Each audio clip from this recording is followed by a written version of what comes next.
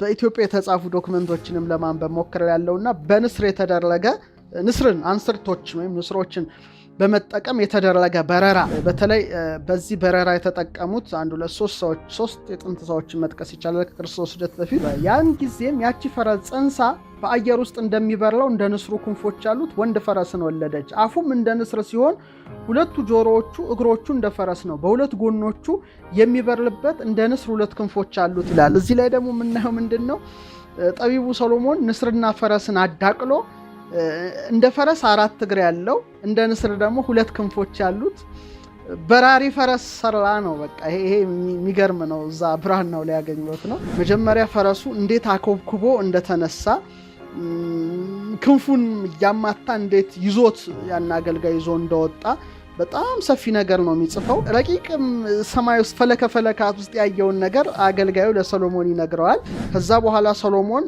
በዛ ንስር ተጭኖ ጉዞ እንዳደረገ በተለይ ወደ ምዕራብ ደርሶ የጨለማን መጋረጃ እንደተመለከተ 12 ቀን ከተጓዘ በኋላ ወደ ብሔረ ሕያዋን ወደሚባል ዓለም እንደደረሰ ነገር ግን መላእክት ያንን የተጫነበትን ፈረስ ሁለት ክንፎቹን ሰባብረው በታላቅ ጉድጓድ ውስጥ እንደጨመሩት ሰሎሞን ግን እንደ ፀሐይ ጨረር የምትመስለውን ያችን ሀገር በሩቁ እንደተመለከታት ምንም የተጻፉ ዶክመንቶቻችን ነው ማጥናት የኛ መመርመር የኛ ነው መቀበልም አለመቀበልም የኛ ፈንታ ነው ክቡራን ተመልካቾቻችን ግን እንዳጥኝ ምንንቀው ነገር የለም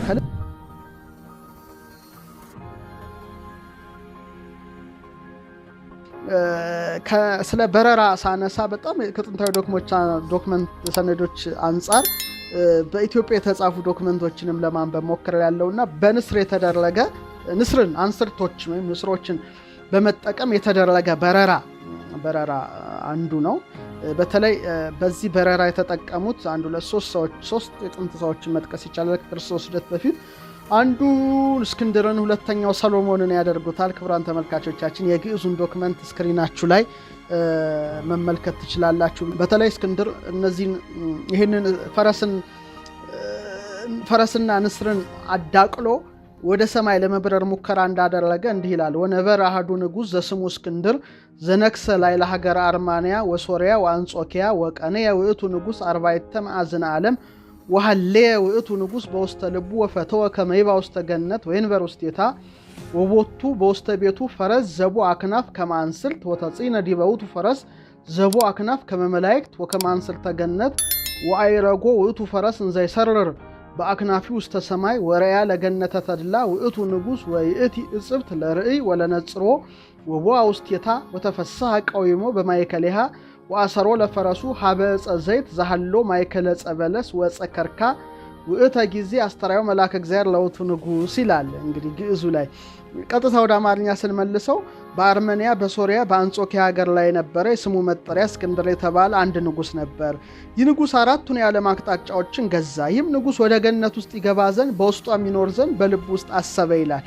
ልብ አድርጋችሁ አስቡና የመብረር ፍላጎት የመውጣት ፍላጎት እንደነበረ ያሳያል ይሄ ጥንታዊ የግዕዝ ዶክመንት በተለይ ልሳነ መስቀል ላይ እና በቤቱ ውስጥም እንደ ንስሮች ክንፎች ያሉት ፈረስ ነበረ እንደ መላእክትና በገነት እንዳሉት ንስሮች ክንፎች ያለው በሆነ በዚህ ፈረስ ላይ ተጫነ ይህም ፈረስ በክንፎቹ በሰማይ ውስጥ እየበረረ ወደ ላይ አወጣው ይህም ንጉስ ተላ ደስታ ያለባት ገነትን አያት ይህችን ገነት ለማየት ለመመልከት ድንቅ ናት ወደ ውስጧም ገባና በውስጧም ቆሞ ተደሰተ በበለስ እንጨትና በሎሚ እንጨት መካከል ፈረሱን በዘይት ዛፍ ውስጥ አሰረው ያን ጊዜ እግዚአብሔር መልአክ ይህንን ንጉስ ገሰጸው ተቆጣው በዚህ ቦታ በስጋት አኗኗር ትኖር ዘንድ አይገባም ወደ ኋላ ተመለስ እንጂ ነገር ግን በኋለኛው ጊዜ በአጸደ ነፍስ ታገኛታለህ አለው ይላል እንግዲህ ይሄ በጣም የሚገርም አንድ ታሪክ ነው ይሄንን ብራና ላይ ስለውት አግኝቻለሁ ስክሪኑ ላይ ያሳያችኋለሁ ክቡራን ተመልካቾቻችን በብራና ላይ ስለውታል ማለት እስክንድር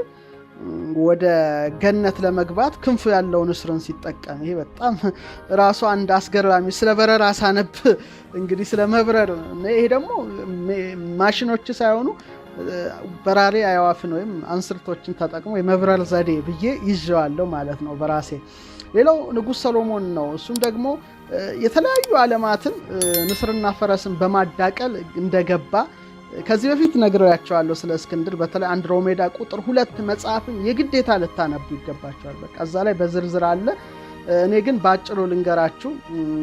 እንግዲህ ግዕዙን እዛው ስክሪኑ ላይ ተመልከቱት። ወበዝንቱ ነገር ተጥበበ ወአሐዘ ንስር አብየ ዘይሰርር ውስተ አየር ይላል። እንግዲህ ስለዚህ ነገር ሰሎሞን ተራቀቀና በአየር ውስጥ የሚበር ታላቅ ንስርን ያዘ። በቤት ውስጥም በማሰሪያ ያሰረው። ነጭ ሴት ፈረስን አመጣ። ከብቻው ከንስር በቀር ወዲያና ወዲህ ሌላ እንዳትመለከት ለዓይኖቿ መጋረጃ አደረገ። ንስሩ ብቻ ወዳለበት እንጂ ወደ ኋላ ወደ ሌላ እንዳትመለከት አደረገ። ከዚህም በኋላዋ በኩል ወንድ ፈረስን አቀረበ። ያን ጊዜም ያቺ ፈረስ ጸንሳ በአየር ውስጥ እንደሚበረው እንደ ንስሩ ክንፎች ያሉት ወንድ ፈረስን ወለደች። አፉም እንደ ንስር ሲሆን ሁለቱ ጆሮዎቹ እግሮቹ እንደ ፈረስ ነው። በሁለት ጎኖቹ የሚበርልበት እንደ ንስር ሁለት ክንፎች አሉት ይላል። እዚህ ላይ ደግሞ የምናየው ምንድነው? ጠቢቡ ሰሎሞን ንስርና ፈረስን አዳቅሎ እንደ ፈረስ 4 እግር ያለው እንደ ንስር ደግሞ 2 ክንፎች ያሉት በራሪ ፈረስ ሰራ ነው። በቃ ይሄ የሚገርም ነው። እዛ ብራናው ላይ ያገኘሁት ነው። ከዛ በኋላ ይሄን ስጋ በደንብ እየመገበ እንዳሳደገው ይሄም ክንፍ ያለው ፈረስ ወደ አየር እየወጣ ረከክ ያለ ነገርን ይመለከት እንደነበረ ይጽፋልና ይህን ፈረስ ንጉሥ ሰሎሞን የላሞች፣ የበጎች፣ የፍየሎች ስጋን መገበው የሚመግበው ሆነ ነው የሚለው። በጣም ብርቱ ሆነ፣ ወደ ሰማይ ሲፈር ይበር ነበረ ይላል። ቀለሙ እንደ ንስር ዥንጉርጉር ነው ይላል። አስደናቂ ነው ይላል። በተለይ የላሞች ስጋና እያበላ ወተትን እያጠጣ አሳደገው ይላል። ከዛ በኋላ አንድ አገልጋይ መርጦ ስጋ በዘንግ እዚህ ጋር አስርቦት ስጋውን አገኛለሁ ብሎ ወደ ላይ ይዞት በጣም አንስር ተገነት የሚባሉ አሉ ጫፍ ድረስ ይዞት እንዲወጣ አንድ አገልጋይ እንዳደረገለት እንዲህ ይላል። ኮርቻ ሰራለት ይላል።